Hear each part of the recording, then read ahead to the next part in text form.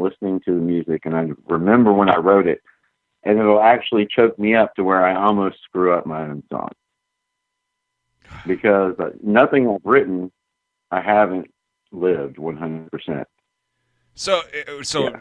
and it makes perfect sense. I mean, you've lived it, so your way of talking about it is through song, and so I can imagine that. I mean, Liz, I mean that's not. I can't. That can't be a rare thing. I mean, you're telling a story. Right. Like One More Notch is pretty straightforward. It's about drug habit.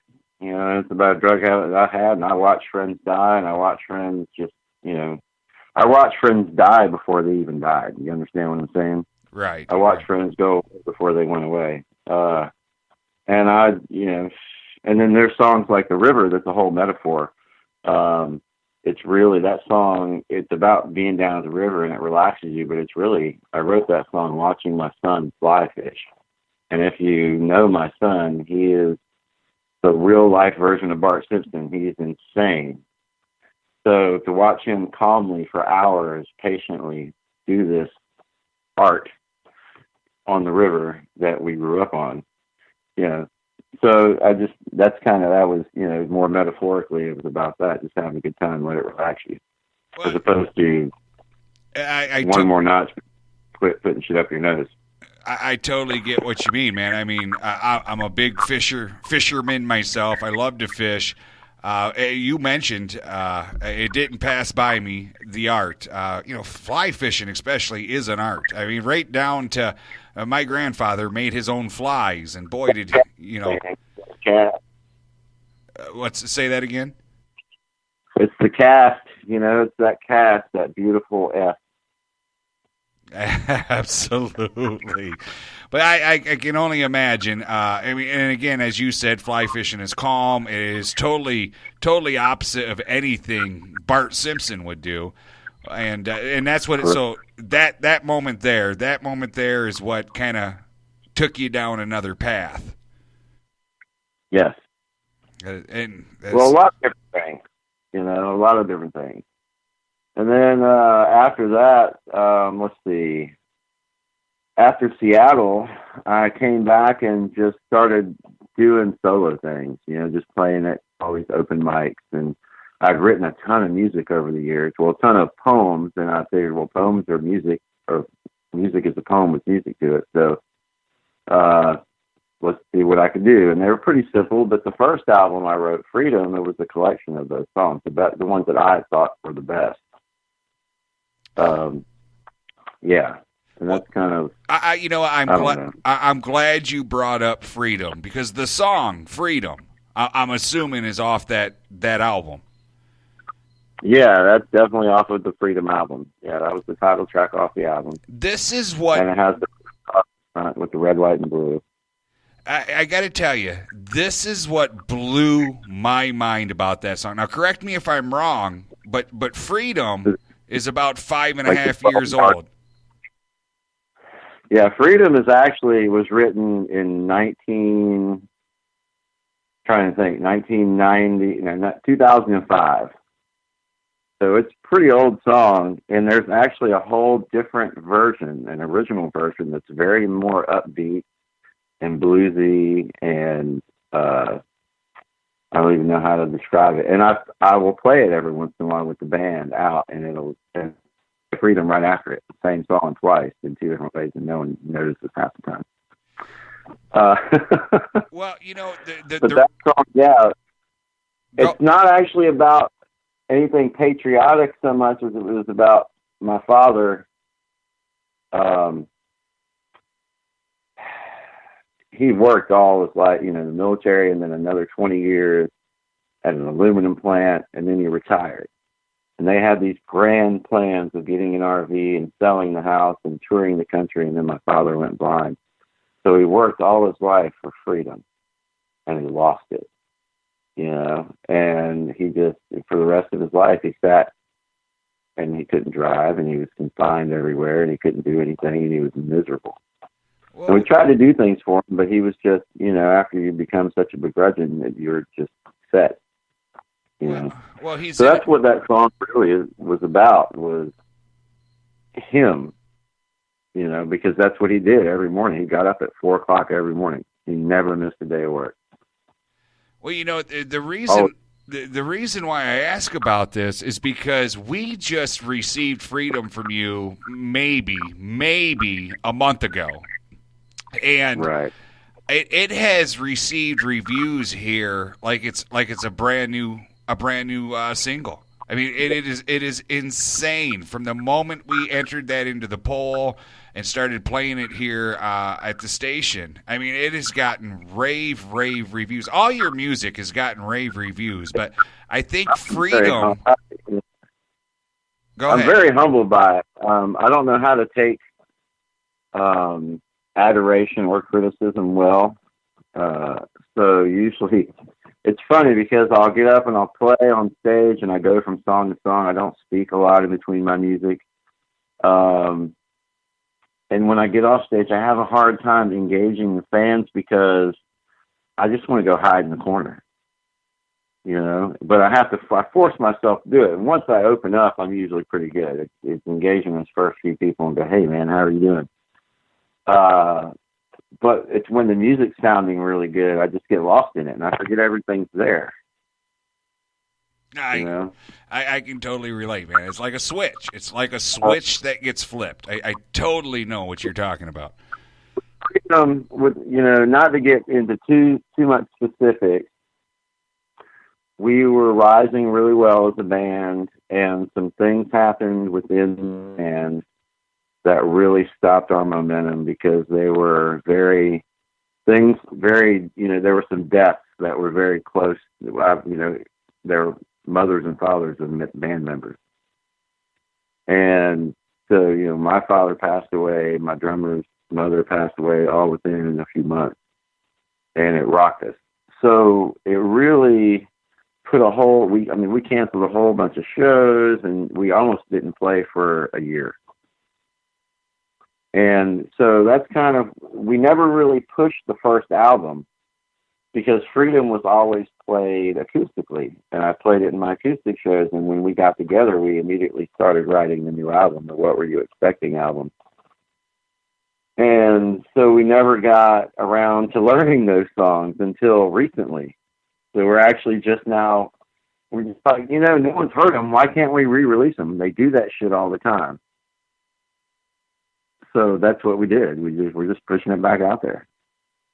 Well, it's I'm telling you, people around here treat it as if it's like a brand new single from you. It was insane. I mean, everything that we've played here from you has gotten rave reviews. I thought Freedom myself was new. I thought it was new, and then I started looking into things, and I thought, wow, this has been out forever. Yeah. It's so brand new to everybody. It's a great song. And how did your? Well, I appreciate that. I do. I thank you for saying that. If you don't mind me asking, how is it? And first and foremost, we thank your father very much for his service to this country, and I can imagine. Sure. I can only imagine how hard it would have been to be in a role of. I mean, he put his life on the line for this country. I mean, that's a role of being able to do so much and provide so much. And as you said, when he went blind, he kind of just fell off the map there, which you can't blame him because one minute he depressed. Absolutely. So how did that happen? How did he go blind? Well, he had diabetes, and for years, he was this big guy. My father was gigantic. He wore a 55.5-inch jacket, and he wasn't fat. He was very muscular, and he was large.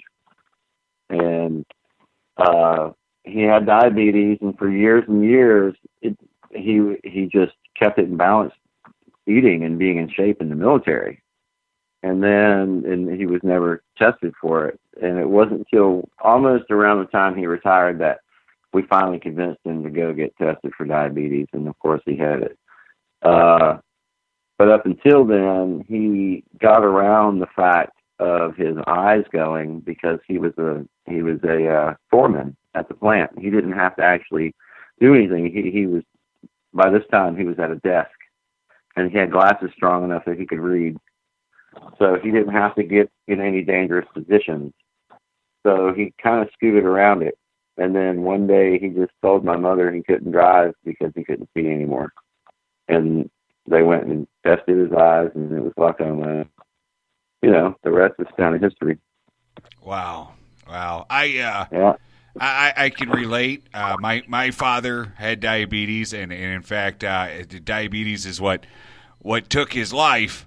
But in my case, my father, he didn't take care of himself the way a diabetic should. Did you find that being the case with your dad? Yeah, absolutely. Yeah, he didn't take care of himself the way a diabetic should at all. And how frustrating, as a son, I mean, how frustrating is that? It was very frustrating, and I tried, but, I'm traveling all the time. I was living in Raleigh. I was in Seattle. Of course, I had 2 children. I couldn't be there all the time,